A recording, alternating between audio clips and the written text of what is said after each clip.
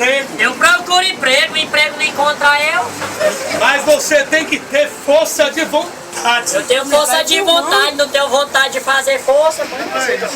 Vamos fazer o seguinte, você quer um emprego? Você arranja. Eu posso te dar um emprego. Eu quero. Mas pra isso você tem que me dizer aonde foi que você nasceu. Eu nasci no hospital. Não, Duda, eu preciso saber o lugar. Em cima da cama. O canto. No canto da parede.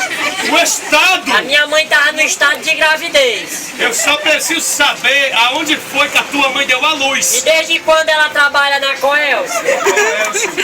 Eu vou te dar um exemplo. Me dê um exemplo. Eu nasci no Crato. O que é que eu sou? Pela cara é cretino.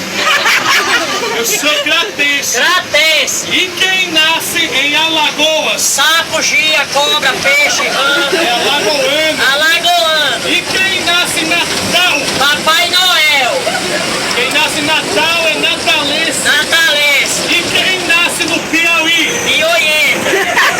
É piauiense. Piauiense. E quem nasce em Brasília? Ladrão. Que ladrão. Deputado, senador, cobrador de ruim.